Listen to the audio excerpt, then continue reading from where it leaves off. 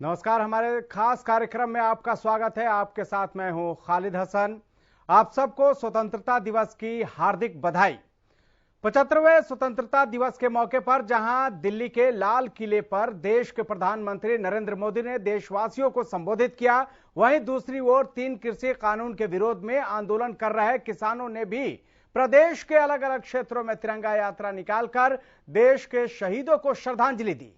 कुंडली बॉर्डर पर भी किसानों और पूर्व सैनिकों ने एक होकर स्टेज पर तिरंगा फहराया और देशभक्ति के नारे लगाए। ढांसा बॉर्डर पर किसान आंदोलन के दौरान स्वतंत्रता दिवस समारोह धूमधाम के साथ मनाया गया। वहीं सिरसा के भगत सिंह स्टेडियम में तिरंगा फहराया गया और किसानों ने फिर से कृषि कानूनों की वापसी की मांग उठाई। तो किसान स्वतंत्रता दिवस के मौके पर आज उन्होंने ट्रैक्टर परेड निकाली, तिरंगा यात्रा निकाली और तिरंगा यात्रा निकालकर उन्होंने फिर से 3 कृषि कानून की वापसी की मांग की। साथ ही एमएसपी पर कानूनी गारंटी की भी उन्होंने मांग की सरकार से। हालांकि अभी तक इस मसले को लेकर सरकार और किसानों के बीच पिछले 6 महीने से कोई बातचीत नहीं हुई है और अभी भी ऐसा नहीं लग रहा है कि हाल फिलहाल में कोई बातचीत होने जा रहा है।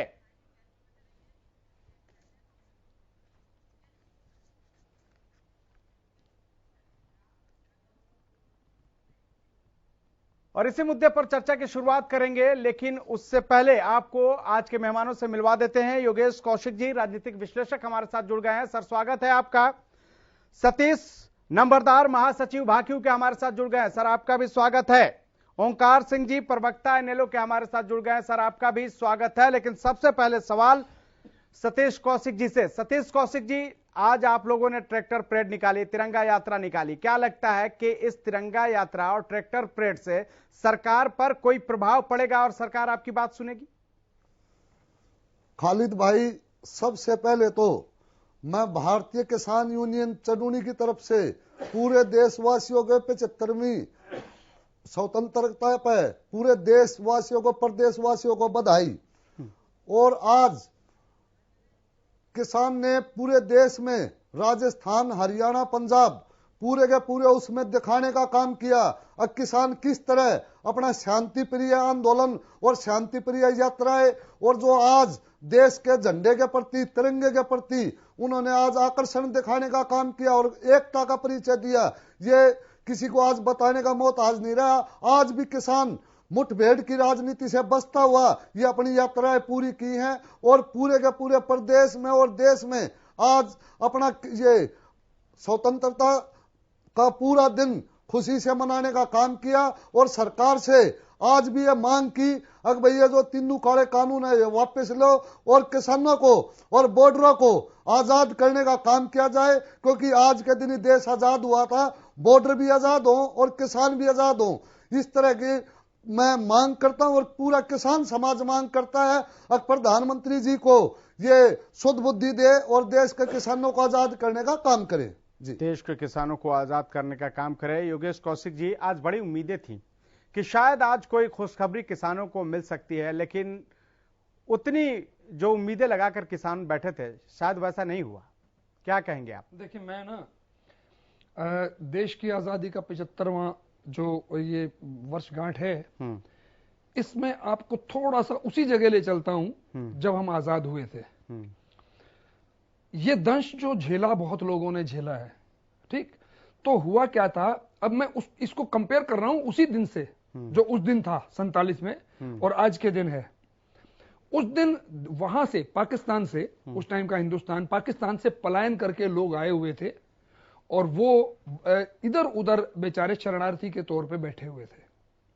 आज मुझे कुछ फिर वही चीजें दिखाई दी कि अपने ही देश से लोग पलायन करके आए हुए हैं और उनके तंबू लगे हुए हैं और वो आसपास दिल्ली के अगल बगल में बैठे हुए हैं। ठीक है, खुशी से वो भी नहीं आए थे, खुशी से ये भी आके बैठे नहीं है। एक इतिहास गवाह है इस चीज का कि ये वही लोग हैं जिन्होंने देश को बचाया था। उस टाइम पे खाने पीने की बहुत समस्याएं थी और आज हम खाने पीने से समृद्ध सिर्फ नहीं है, बल्कि इतना हम पैदावार कर रहे हैं कि विदेशों में एक्सपोर्ट भी करते हैं। ठीक है। जब ये सारी की सारी चीजें जब मैंने देखी, अब इसके साथ एक चीज और ऐड कर देता हूं। उस वक्त के गृह मंत्री अपने पटेल साहब और उस वक्त के प्रधानमंत्री, उनको क्लियर कट ये एक बात दोनों करते थे उन दिनों कि जो भी पलायन करके वहां से आए हैं, जो भी शरणार्थी हैं, उनमें से एक भी आदमी मर नहीं जाना चाहिए। बीमारी के लिए भी बहुत कम सुविधा उस वक्त थी, लेकिन इतना ध्यान रखा गया, इतना सहेज के उनको जो भी अपने मुहैया करा सकते थे वो कराया गया। लेकिन आज के प्रधानमंत्री, आज के गृह मंत्री किसी की सुध नहीं लेने के लिए पता नहीं क्यों बेबस हैं, किसी से सवाल नहीं कर सकते, किसी के पास जाके बात नहीं कर सकते, किसी का कोई ख्याल नहीं रख सकते। मैं इस बात पे हैरान हूं बहुत ज्यादा। अब थोड़ा सा आगे आप आ जाते हैं। अब आज के दिन हालात, किसानों ने यह साबित कर दिया है, जो उनको बदनाम करने की साजिशें रची जा रही थी 8-9 महीने से, उन्होंने साबित कर दिया है कि उनसे ज्यादा डिसिप्लिन्ड आदमी कोई है नहीं, और वाकई डिसिप्लिन्ड है। अगर कोई डिसिप्लिन्ड नहीं होगा ना, तो वो कोई भी काम ढंग का नहीं कर सकता है। जबकि किसानों ने यह साबित किया है, दुनिया की सबसे ज्यादा फसल, सबसे ज्यादा पैदावार हिंदुस्तान में होती है, और उस किसान का ये मजाक उड़ाते हैं लोग, कभी कुछ कह के, कभी कुछ कह के, कभी कुछ कह के। आज आजादी का भी मैं बता देता हूं, जब पहली हमारी आजादी की वर्षगांठ थी, उस वक्त लाखों लोगों की भीड़ जबरदस्त तरीके से दिल्ली के अंदर इकट्ठा हुई थी, और लोगों के दिल में एक जोश था। ठीक है सर। आज की भीड़ तो थी, आज की भीड़ तो थी, लेकिन बनावटी सी लग रही थी, जिसमें कोई जोश नजर नहीं आता था, जिसमें कोई देश की एकता का संकेत मुझे नजर नहीं आया। आप अगर ध्यान से देखें तो दो तीन अलग अलग जगहों पे ये जो लोग हैं, हमारे जश्न साथ को मना रहे ओंकार हैं। सिंह भी हैं, प्रवक्ता इनेलो के, लगातार हमारे साथ बने हुए हैं। ओंकार सिंह जी, आज स्वतंत्रता दिवस पर किसानों को आखिर परेड करने की क्यों जरूरत पड़ी? ट्रैक्टर ट्रॉली क्यों सड़क पर लेकर उतरना पड़ा? और सबसे बड़ी बात कि जिस तरह से किसानों को लेकर कई तरह की बातें कही जाती हैं, लेकिन जिस तरह से शांतिपूर्ण तरीके से उन्होंने आज ये ट्रैक्टर परेड निकाली, उन्होंने जो ये तिरंगा यात्रा निकाली, वो तो काबिले तारीफ है। उन्होंने बता दिया कि उनका मकसद हिंसा करना नहीं है, उनका मकसद सिर्फ अपनी मांग को मनवाना है, और एक सही तरीके से, लोकतांत्रिक तरीके से वो अपनी जो है यात्राएं कर रहे हैं। खालिद जी, सबसे पहले तो मैं आपके माध्यम से, आपके चैनल के माध्यम से पूरे देशवासियों को अपने इनेलो परिवार की तरफ से स्वतंत्रता दिवस की हार्दिक शुभकामनाएं देता हूं, और ईश्वर से प्रार्थना करता हूं कि हमारी लीडरशिप को, जो आज देश के सत्तासीन हैं, उनको इतनी सद्बुद्धि बख्शे कि हमारे किसान घरों पे लौटे और 3 काले कानून वापस हों, एमएसपी पर कानून बने। अब आपकी बात आती है कि किसान को ऊपर पहले आरोप लगाए जाते थे कि ये अपनी यात्रा ठीक से नहीं निकालते, इन्होंने कुछ गलत किया या लोगों को भड़काते हैं। आज देश और प्रदेश में प्रधानमंत्री, मुख्यमंत्री और शीर्ष नेतृत्व की वजह से भाई के सामने आके खड़ा हो गया। बहुत अजीब सी बात है, आज किसानों को अपनी यात्रा, ट्रैक्टर यात्रा निकालनी पड़ी, बहुत सफल यात्रा, और मैं सैल्यूट करता हूं आपके माध्यम से किसानों को। बहुत सफल यात्रा हमारे अम्बाला में भी निकली। इन्होंने किसानों को हमेशा उकसाने का काम किया। अब जब इन्होंने बीजेपी और जेजेपी के नेताओं ने हरियाणा में विशेष तौर पर देखा कि इनको तो गांव में घुसना नहीं दिया जा रहा, तो इन्होंने तिरंगा, जो हमारी आन बान शान और हमारी जान से भी ज्यादा कीमती है, उसको सहारा लेके इन्होंने गांव में घुसने की कोशिश की। इन्होंने 1 अगस्त से लेकर 14 अगस्त तक तिरंगा यात्राएं निकाली। 14 दिन तक इन्होंने सिर्फ शक्ति प्रदर्शन दिखाया अपना, और वहां पे खरीदे हुए लोगों को साथ में ले जाकर झंडे की कई जगह बेकदरी भी हुई। मैंने फेसबुक पर, मैंने अपने प्रेस नोट में लिखा, नैब सैनी की तिरंगा यात्रा में 2 जगह तिरंगा उल्टा लगा रखा था। बहुत शर्म की बात है। इन्होंने तो सिर्फ अपना जोर आजमाइश का तरीका लगाया, लेकिन किसान ने सिर्फ 15 अगस्त को एक ही दिन में इनके 14 दिन की मेहनत पर पानी फेर दिया। आज की किसान ट्रैक्टर यात्रा वास्तव में अद्भुत थी। बहुत ही उन्होंने सहनशीलता और एक, जिसको कहते हैं, अपना बहुत तरीके से इन्होंने यात्रा का आयोजन किया, जिसमें बिल्कुल भी कहीं पे भी कोई गड़बड़ी की आशंका नहीं थी और ना ही हुई। मैं ये कहना चाहता हूं कि हमारे प्रधानमंत्री जी को ऐसी कौन सी मजबूरी है जो ये 3 कृषि कानून वापस नहीं ले सकते? देश के लिए है वो। मैं आपको बताऊं, कोई भी कानून जनता के लिए बनता है, जनता कानून के लिए नहीं बनती। अगर कोई कानून जनता को, किसान को स्वीकार्य नहीं है। संजीव भारद्वाज भी प्रवक्ता कांग्रेस के हमारे साथ जुड़ गए हैं। ठीक है सर, मेरी समझ से बाहर है। ठीक है संजीव जी, आपका पहले तो स्वागत है, आप थोड़े देर से जुड़े, लेकिन सवाल वही है कि आज बहुत उम्मीदें थी सरकार से किसानों को कि हो सकता था कि लाल किले से उनके लिए कोई संदेश आए, लेकिन संदेश आया, उसमें यह कहा गया कि छोटे किसानों को देश का आन बान और शान बनाना है। लेकिन सवाल इसके साथ भी जुड़ा हुआ है कि फिर बड़े किसानों का क्या है। खालिद भाई, सबसे पहले तो मैं सभी की तरह आप लोगों को, आपके दर्शकों को, आपके व्यूवर्स को 75वें स्वतंत्रता दिवस की बहुत बहुत शुभकामनाएं देना चाहूंगा अपनी ओर से और अपनी पार्टी की ओर से जी। उसके बाद जो आपने सवाल हम सब से किया है और हम सब की तकरीबन मिली जुली इसी तरह की राय है, मैं भी उनसे उस राय से सहमत हूँ।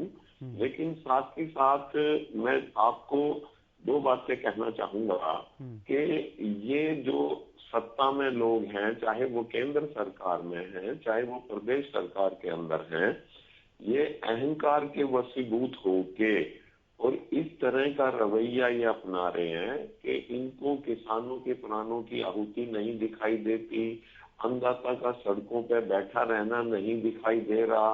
उसके बाद अन्नदाताओं की ये बार बार ये कहते हैं, और मैं इस बात को भी, मेरी पार्टी भी और मैं भी इस बात को भी सलूट करते हैं कि इतना लंबा देश के अंदर किसानों का, अन्नदाताओं का आंदोलन और इतना संगठित, सुनिश्चित, डिसिप्लिन्ड कभी आज तक देखा नहीं गया। ये बात भी बिल्कुल पूरे तौर पर सत्य है कि बार बार कभी कहा जाता है इसमें गुंडे शामिल हो गए, ये तो गुंडों का वो है, किसानों का नहीं है, ये वो है। अब लाल किले पे खड़े होकर भाषण देने के साथ साथ जिस तरह से आज उम्मीद थी सिर्फ इतना कह देना कि मेरे देश के 80% किसान जो हैं वो 2 एकड़ 3 एकड़ से ज्यादा बड़े किसान नहीं है। मैं आपके माध्यम से मौजूदा सरकार से पूछना चाहूंगा, चाहे वो केंद्र की है चाहे वो प्रदेश की है, कि इतने छोटे छोटे किसानों के ऊपर ये तीनों काले कानून, कृषि के काले कानून जो इन्होंने थोपने का प्रयास किया जा रहा है, इनके माध्यम से आप देखें स्टोरेज जो करेगा, आम जनता पे क्या प्रभाव पड़ेगा। पूंजीपति उसको स्टोर कर लेगा उनकी चीज को, और उनको स्वयं यूज करने के लिए भी वो महंगी मिलेगी। देश को ये कहाँ ले जाने का प्रयास कर रहे हैं, जब देश की मूल जड़ जो 66 से 70% के लगभग हमारे किसान हैं, किसान फैमिलीज हैं, जो वही दुखी है और वही अपने अधिकारों की लड़ाई लड़ने के लिए सड़कों पे प्राणों की आहुति दे रही है। तो इस सरकार, इस मौजूदा सरकार से कौन सुखी है। बार बार ये कोशिश करते हैं कि पैरेलल कोई ना कोई चीज छेड़ी जाए जिससे धार्मिक प्रचार किया जाए, जिससे इनका आंदोलन टूटे या इनका आंदोलन गलत दिशा की तरफ जाए। लेकिन किसान तो संयम बरत रहे हैं लगातार, और सतीश जी भी लगातार बने हुए हैं। सतीश जी, आप लोगों ने संयम का परिचय आपके माध्यम से आपको और सभी तरह के जो 3 तरह के हमारे मीडिया के माध्यम हैं, चाहे वो प्रिंट मीडिया है, चाहे इलेक्ट्रॉनिक मीडिया है, चाहे सोशल मीडिया है, मैं ये रिक्वेस्ट करूंगा, जिस दिन आप दिल और आत्मा से, जैसे आज आप बोल रहे हैं, अगर हम और आप किसानों के साथ खड़े हो जाएंगे तो मौजूदा सरकार की कोई ताकत नहीं है कि इनकी जायज मांगों सर, हरियाणा न्यूज हमेशा ही किसानों की आवाज को बुलंद करता रहता है, और हरियाणा न्यूज ही ऐसा चैनल है जो हर दिन किसानों के मुद्दे को उठाता है। हमारा मकसद आम लोग चाहे किसान सबके मुद्दे को लोगों तक पहुंचाना है। सर, हम हर दिन उठाते हैं। बिल्कुल ठीक है खालिद भाई, लेकिन मैं आपके माध्यम से आपके दूसरे साथियों से भी ये एक तरह से रिक्वेस्ट कर रहा हूँ आपके माध्यम से कि सभी खड़े हों, तभी जाके हमारे अन्नदाता की जायज मांगे मानेंगे ये। ठीक है सतीश जी। आज माननीय प्रधानमंत्री ने लाल किले पर खड़े होके, मैं समझ रहा था अब भाई कुछ किसानों के बारे में खुशखबरी देंगे, लेकिन माननीय प्रधानमंत्री तो एक वित्त मंत्री की तरह, जैसे एक बजट का भाषण होता है, इस तरह का प्रेजेंटेशन पेश किया जा रहा था वहां पे। अब भाई समझ में नहीं आ रही थी अब माननीय प्रधानमंत्री क्या कहने जा रहे हैं। और मैं कांग्रेस के प्रवक्ता से भी अभी वो मीडिया से तो बोल रहे थे, मैं उनसे भी एक अपील करना चाहूंगा, अब वे भी किसानों के साथ खड़े हों। 11 बजे से 2 बजे तक कूद फाद करने से किसानों को समर्थन मिलने का काम नहीं होता। आपका भी फर्ज है कहीं पर धरना प्रदर्शन लगा के भूख हड़ताल पे बैठ के लंबा लंबा कुछ काम किया जाए, उसी तरह किसानों का समर्थन मिलता है। ठीक है संजीव भारद्वाज जी, इस तरह नहीं मिलता संजीव भारद्वाज जी के बीच में प्रदर्शन करके।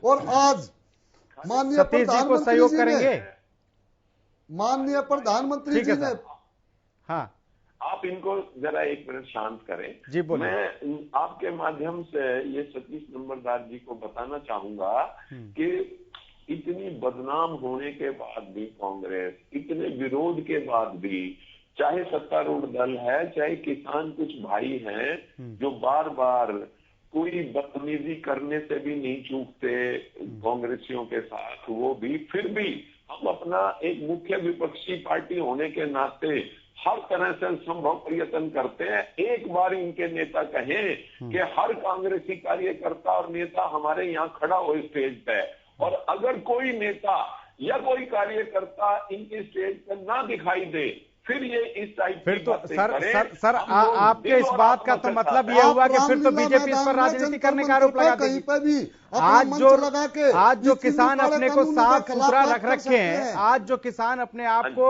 सारे राजनीतिक पार्टियों से दूरी बनाकर अपने आंदोलन को चला रहे हैं, अगर कांग्रेस उस पर सरेआम आ गई तब तो आंदोलन ही खत्म हो जाएगा। क्या कौशिक जी? ये ऐसा बोल रहे हैं कि भाई ये कांग्रेस ठीक है की आएं, कौशिक जी, हम कौशिक जी तैयार हैं। ठीक है सर, कौशिक जी, मेरा मानना यह है कि जब कभी भी ऐसा एजिटेशन चलता है और फिर एक जगह पे जाके रुक जाता है, तो अंततः उसका जो निर्णय होता है वो पॉलिटिकली होता है, और ये मामला भी सारा पॉलिटिकल हो चुका है। अब कोई कुछ भी कहता रहे, ये बिल्कुल स्पष्ट हो चुका है। जब राहुल गांधी ट्रैक्टर लेके सिंबॉलिक बता देते हैं कि हम इनके साथ खड़े हैं, जहां अभी अभी एक उन्होंने पेगासस के और उसके बारे में जो उनका लॉक कर दिया था, ठीक है, ट्विटर ने, तब भी उन्होंने किसानों के बारे में कहा है वो हम इनके साथ खड़े हुए हैं। लेकिन अब मैं एक बात बड़ी ईमानदारी से करूंगा, और जब तक के ये किसान नेता ये फैसला नहीं करेंगे कि जी हमें ओपन सपोर्ट कीजिए, हमारे साथ में खड़े होके आइए, मैं लिखित में दावा करता हूं हरियाणा का तो इनेलो और कांग्रेस, जेजेपी तो साथ नहीं आएगी, इनेलो और कांग्रेस अगर इनके साथ खड़ी होगी तो मैं कह रहा हूं हरियाणा में इनका काम करना मुश्किल हो जाएगा सरकार का, हालांकि अभी भी लगभग मुश्किल है। देखिए कि हड़ताल किसे मानते हैं लोग, ये एक सॉर्ट ऑफ हड़ताल ही है कि जी हम आपको सहयोग नहीं देंगे सरकार को, लेकिन सरकार को कोई फर्क ही नहीं पड़ रहा उनका सहयोग ना देने से। इन्होंने यूपी का नैरेटिव सेट कर दिया आज से ही, आप ध्यान से देखिए। इन्होंने प्रधानमंत्री जी ने एक लाइन बोली है कि 14 अगस्त को हम, सोच के देखिए उस लाइन का अर्थ सोचिए क्या है। मतलब 14 अगस्त को ये वो विध्वंसक बातें करना शुरू करेंगे या ये स्मृति ऐसी तैयार करना चाहते हैं, क्योंकि 14 अगस्त से पहले वो दंगे वगैरह हुए थे। ये यूपी के इलेक्शन का जो पूरा का पूरा नैरेटिव या पूरा का पूरा मोड उधर ही लेके जाना चाह रहे हैं। लेकिन ठीक है, हम लोग किसानों का नहीं, किसान इसी से जुड़ा हुआ है। जब तक सरकार ये इलेक्शन में, क्योंकि इनको एक वहम हो गया है कि हमें चुनाव में कोई हरा नहीं सकता, अब चुनाव में जब तक इन्हें नहीं हराएंगे, स्पेशली यूपी में, अगर चुनाव में यूपी में इन्हें नहीं हराया, क्योंकि पंजाब में इनका स्टेक दाव पे नहीं है, पंजाब में इनका कुछ है ही नहीं, तो यूपी का इलेक्शन है जो इनको 2022 का भी स्टेक पे लगता है और 2024 का भी, ठीक है, उसमें किसान लगे, चाहे किसी को जिताएं, मैं नहीं कह रहा कांग्रेस को जिताएं, जो लगता है उसे जिताएं, बीजेपी को हराएं, आप देख लेना। ओंकार सिंह जी, क्या अब वक्त आ गया है कि इन्हें लोग खुले तौर पे किसानों के समर्थन में उतर जाए? वैसे तो आपके पार्टी के विधायक ने किसानों के समर्थन में, कृषि आंदोलन के समर्थन में इस्तीफा दिया है, लेकिन अब पूरी तरह से खुलकर मैदान में उतर जाया जाए, क्योंकि 9 महीने का वक्त होने जा रहा है। ओंकार सिंह जी, पहले समाधान नहीं दिख रहा। अमरनाथ जी का बहुत बहुत धन्यवाद करता हूं, इन्होंने कांग्रेस को कम से कम ये जताने की कोशिश करी कि कांग्रेस साथ दे।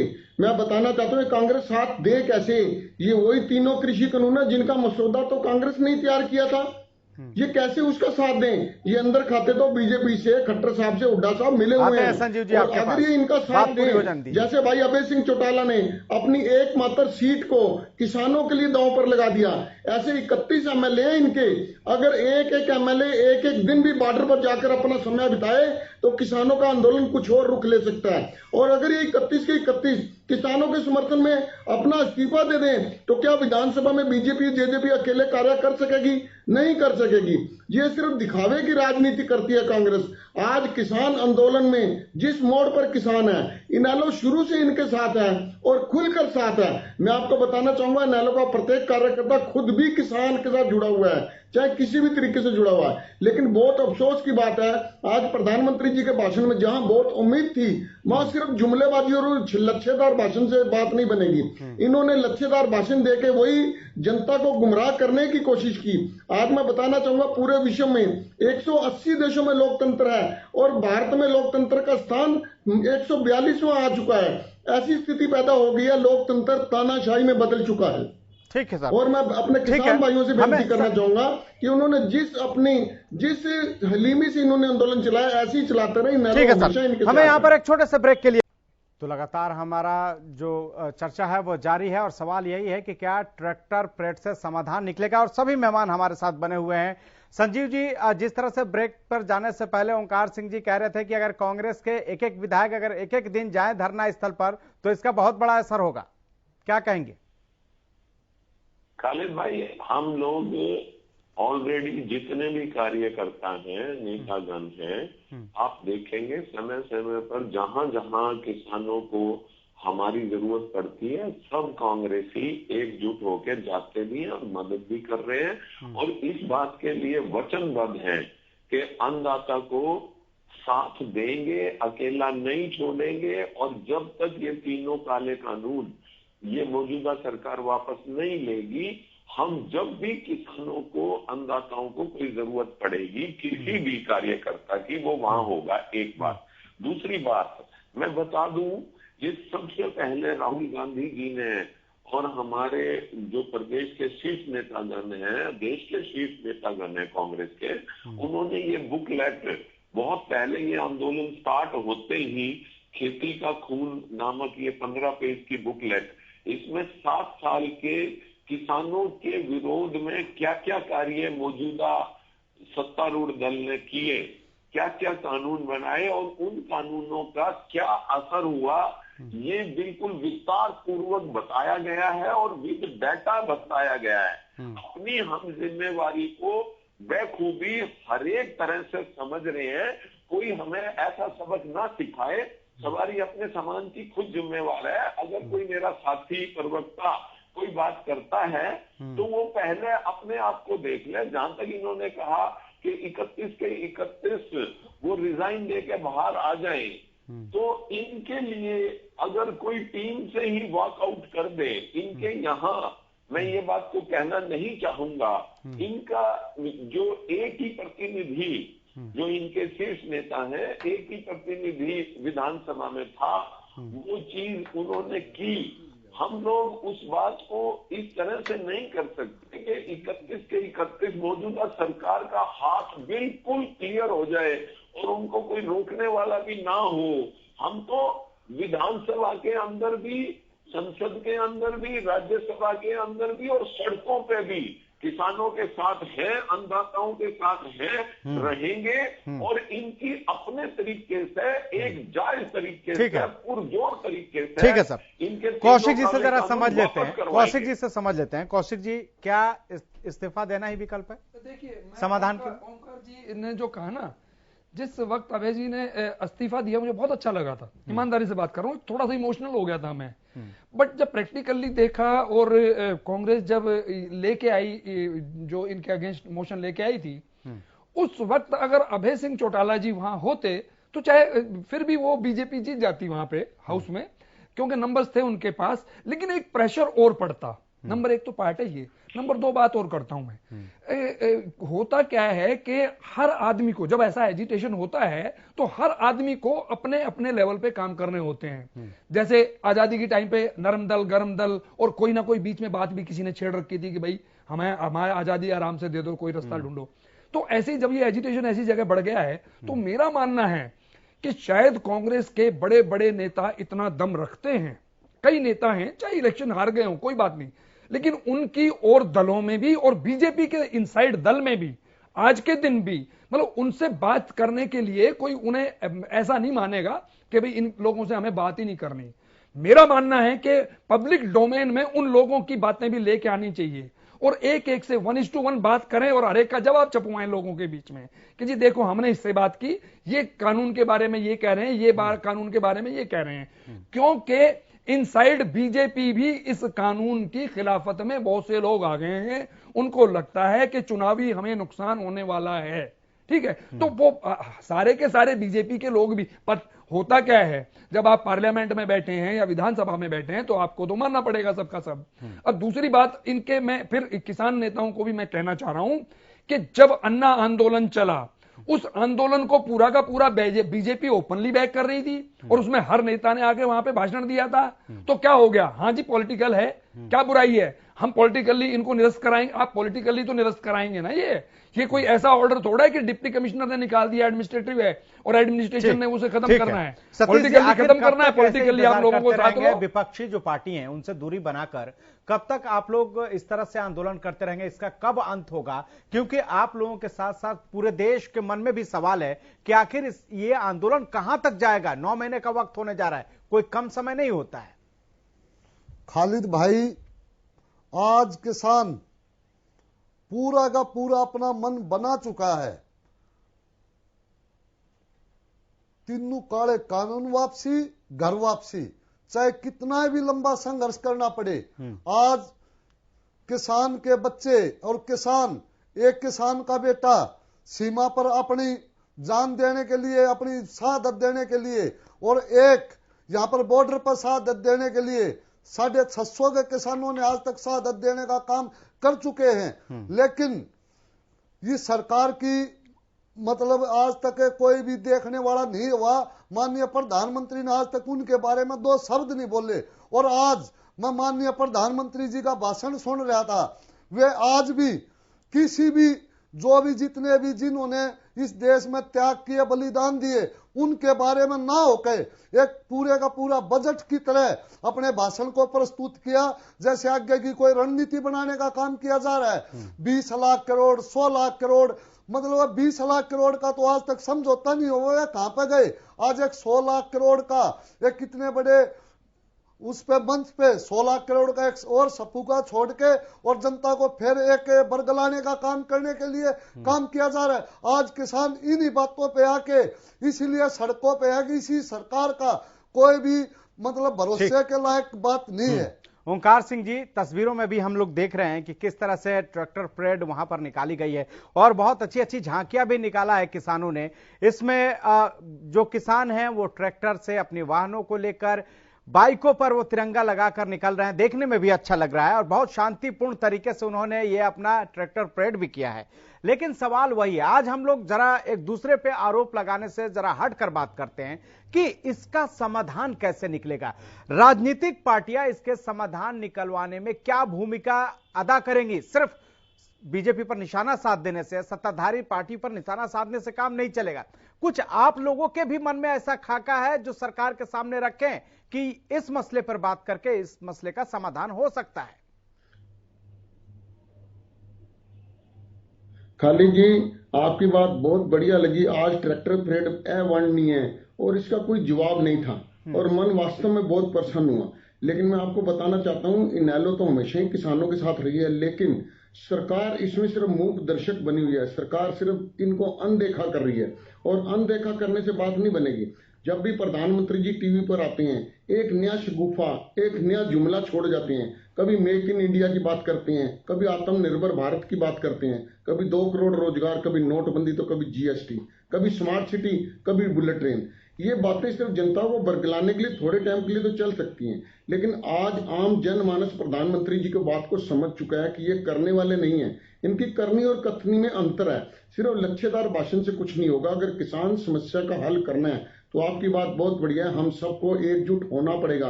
भले वो मेरे कांग्रेसी भाई हैं, भले इनेलो के हैं, भले किसी और पार्टी से संबंधित हैं।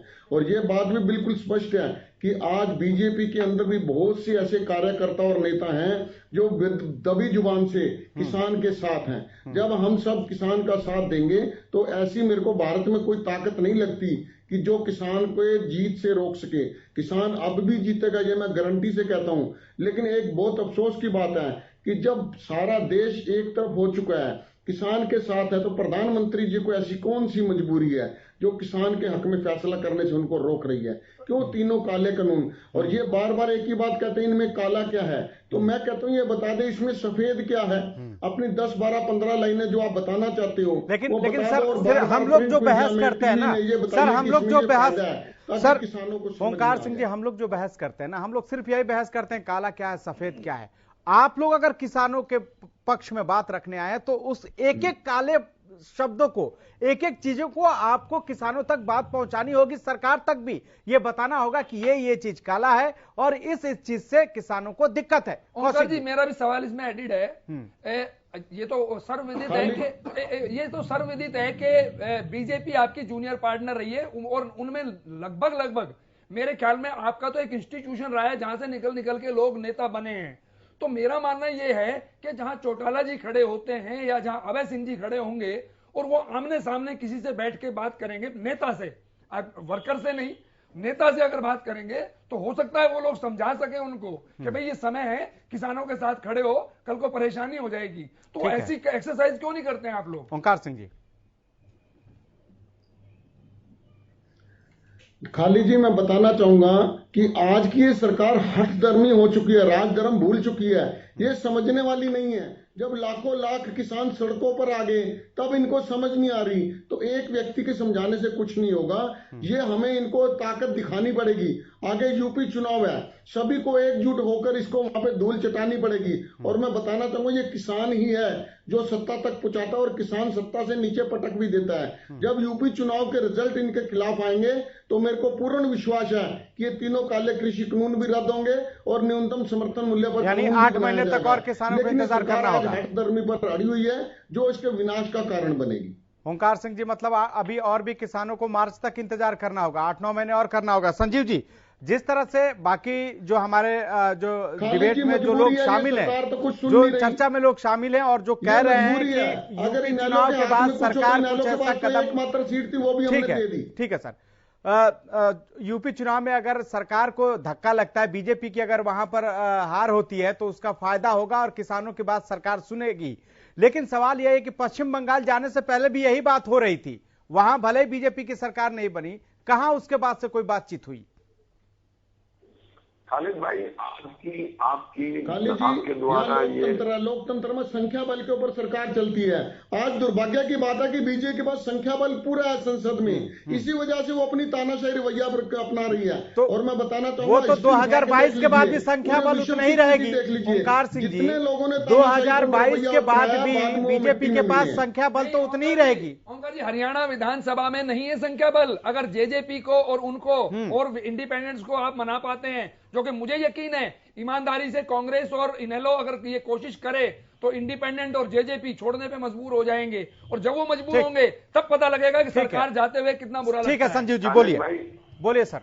खालिद भाई, मेरे भाई, जो लोग मलाई चाट रहे हैं, जो लोग सत्ता का सुख भोग रहे हैं, वो नहीं छोड़ना चाहते इस चीज को। एक एक करके ओंकार सिंह जी, कौशिक जी, प्लीज सर, एक एक करके संजीव जी को भी बोलने दीजिए। संजीव जी, बात रखिए। और हम चाहेंगे कि आज का जो डिबेट हो ना, हमारे पास बीजेपी से कोई प्रवक्ता नहीं है, तो हम ऐसा सुझाव इस डिबेट में दें जिससे किसानों को भी फायदा है और सरकार के जो लोग सुन रहे हो उनको भी लगे कि इसके माध्यम से हम कुछ कर सकते हैं किसानों के लिए। खालिद भाई, आज की ये डिबेट बड़ी सार्थक और वही बहुत अच्छी डिबेट चल रही है। बहुत अच्छे विचार इसमें निकल के आ रहे हैं, चाहे वो सतीश नंबरदार जी कह रहे हैं, चाहे ओंकार जी मेरे साथी प्रवक्ता, चाहे योगेश जी। मैं इसमें एक बात इस निष्कर्ष पे पहुंचा हूं कि ये बात ठीक है, किसान नेता हैं या किसान संगठन हैं, उनको इस वक्त जितनी भी विपक्ष के अंदर पार्टीज हैं, सर्वदलीय पार्टीज हैं, उनकी मदद लेने के लिए आगे आना पड़ेगा। क्योंकि जब उनकी मदद लेंगे, जैसे ये बार बार ये विचार आ रहा है कि सारे बात करें, जब उनकी मदद लेंगे, जैसे कांग्रेस पार्टी है, कांग्रेस पार्टी अपना पूरा संघर्ष कर रही है और जितनी विपक्षी पार्टी है, ओंकार जी ने कहा उनकी पार्टी है, मैं मानता हूं कि सब अपने हिसाब से किसानों के साथ हैं, इसमें कोई दो राय नहीं है। लेकिन आज जरूरत इस बात की है कि स्टेज साझा विपक्ष की पार्टी करे और किसान उस बात के लिए परहेज ना करें, क्योंकि ये संगठन इतना ज्यादा हो गया कि हमारे इस वर्ग को, किसान के जो किसानी पे डिपेंड करते हैं, उस वर्ग को ये तहस नहस करता जा रहा है। उनके बच्चों के सामने आर्थिक समस्याएं आती जा रही हैं, पूरा ध्यान फसलों पे नहीं दिया जा रहा, फसलें खराब हो रही हैं। तो ये अगर सरकार नहीं सोचती तो ये जो तीनों कानून है, ये किसान जो आंदोलन कर रहे हैं, जानों प्राणों की आहुति दे रहे हैं, मैं ये मानता हूं कि हमारे देश की 140-135 करोड़ जनता पे ये एहसान कर रहे हैं, क्योंकि जब ये तीनों कानून लागू हो जाएंगे, आप देखेंगे आम आदमी को खाने को रोटी नहीं मिलेगी। हर पूंजीपति जो इनकी गोदी में बैठा है, केंद्र सरकार की या प्रदेश की सरकार की गोदी में, जो आज की सत्तारूढ़ दल, संजीव जी, इस हिसाब से आपने कहा कि ये कानून लागू हो जाएगा तो आम आदमी को रोटी नहीं मिलेगी, इस हिसाब से तो ये आंदोलन हर आदमी का हो गया, ये सिर्फ किसानों का ही आंदोलन नहीं रह गया है। मैं मानता हूं खालिद भाई, ये हर आदमी का कानून है और हमें इनका एहसानमंद रहना चाहिए किसानों का, जो अपने प्राणों की आहुति इन तीनों कानूनों को खत्म करने के लिए दे रहे हैं। हर प्राणी को, इस देश के हर प्राणी को इनकी मदद करनी चाहिए। मैं आपके माध्यम से हर प्राणी से ये प्रार्थना करता हूं कि धर्म में ना रहे, धार्मिक प्रचार के अंदर ना पड़े और एक होके अपने अन्नदाता को, जो तुम्हें रोटी पहुंचाता है, उसकी किसी ना किसी तरह से मदद करें और उनका साथ दें, उनकी विचारधारा के साथ रहे।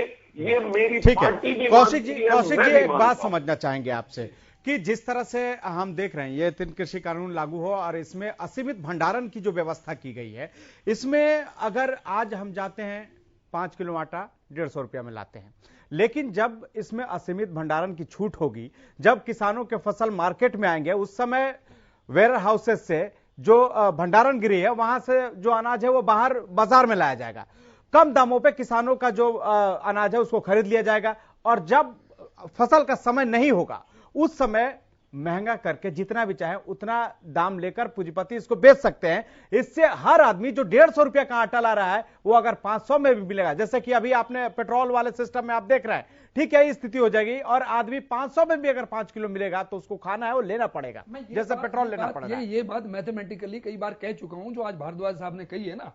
देखिए, कहानी यहां पे नहीं है किसानों के लिए। मैंने पूछा था बीजेपी वाले ने, वो जवाब नहीं दे पाए कि आप मैथमेटिकली बताइए कि किसान को की आय डबल कैसे हो रही है, कोई एक उदाहरण दे दीजिए, वो नहीं दे पाए। मैं बता रहा हूं, ये जो प्रोड्यूस आएगा किसान का, जो कि लगभग 30 लाख करोड़ का बिजनेस है ये, उस 30 लाख करोड़ के बिजनेस को करने के लिए अदानी, अंबानी या वॉलमार्ट वगैरह बड़ी बड़ी कंपनियां आई, बड़ी कंपनियां, उनके लिए रास्ते खोले गए हैं। अब मैं एक बात और भी कई बार कह चुका हूं, आज फिर मैं दोहरा देता हूं, जनता को समझ में आना चाहिए। भारद्वाज साहब जो कह रहे हैं उसको मैं प्रूव कर देता हूं कि देखिए, ये क्या करेंगे कि ये जो 5 किलो आटा दे रहे हैं, गेहूं दे रहे हैं, चावल दे रहे हैं, ये एक पीडीएस सिस्टम है जिसके थ्रू ये दे रहे हैं। वो पीडीएस सिस्टम खत्म कर दिया जाएगा और मान लो 20 रुपए किलो का चावल मैं किसान से अगर खरीद रहा हूं 20 रुपए किलो, तो उसके हिसाब से 5 किलो के मैंने 100 रुपए किसान के खाते में डायरेक्ट भेज दिए। लेकिन अगर वही 100 रुपया किलो मिलेगा तो किसान यही होने वाला है, ये लोगों को समझ में आना चाहिए कि वो 20 रुपए किलो वाला 20 रुपए किलो नहीं मिलेगा, वो 20 रुपए वाला। लेकिन सरकार तो जब अपने गुणगान करेगी किसी भी पार्टी की सरकार, वो तो ये कहे कि हमने तो गरीबों के लिए इतना 1000 करोड़ या इतना लाख करोड़ दे दिया। नहीं, वो कोई एहसान नहीं है। ये तो कांग्रेस अपना बिल लेके आई थी, राइट टू फूड, वो एक कानून के तहत है, वो तो उनको देना ही पड़ेगा। इन लोगों ने कोई नया काम नहीं किया है। 5 किलो जो ये दे रहे हैं कोई एहसान नहीं है।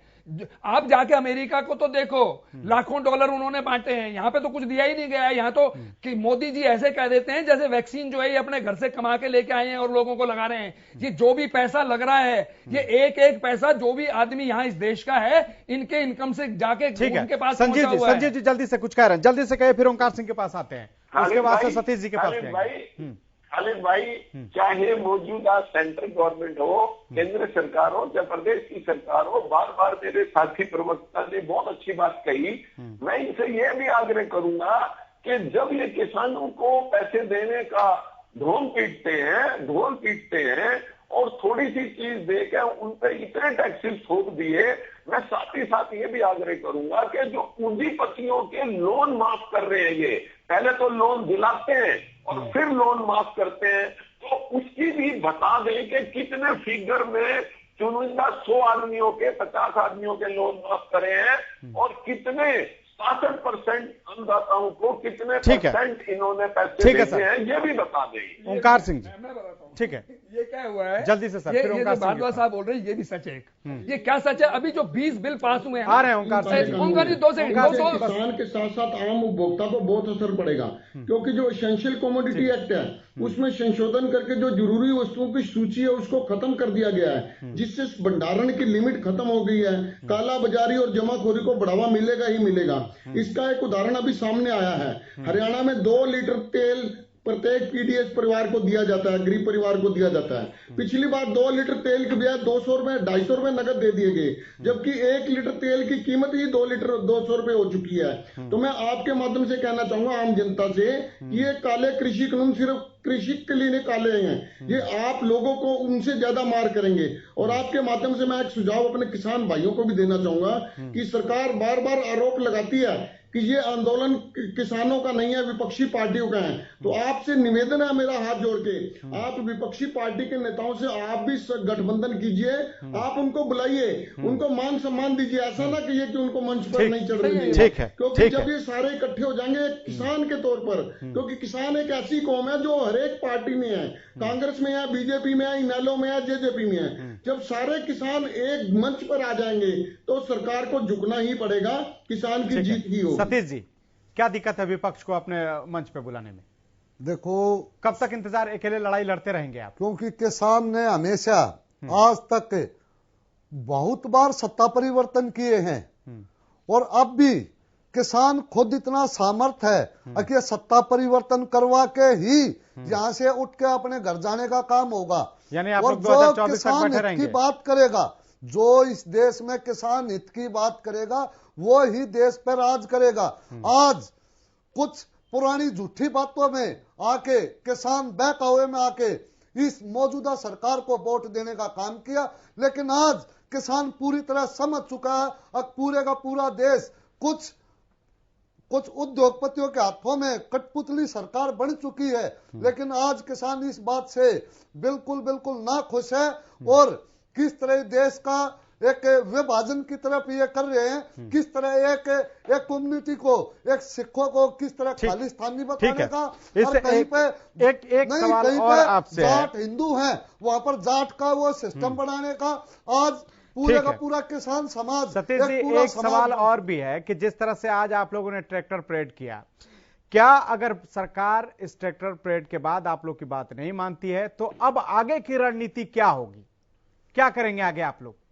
आगे की रणनीति, हमारा संयुक्त मोर्चा बहुत गहन चर्चा में है इस बात के लिए और गहन चर्चा में है। परसों भी हमारी मीटिंग हुई, लेकिन अभी मैं उसका खुलासा नहीं करूंगा क्योंकि आगे किसान भी बहुत बड़ा करने वाले हैं, जो इस सरकार को पता चल जाएगा और किसानों से इस तरह का धोखे से बात करने से क्या मिलता है।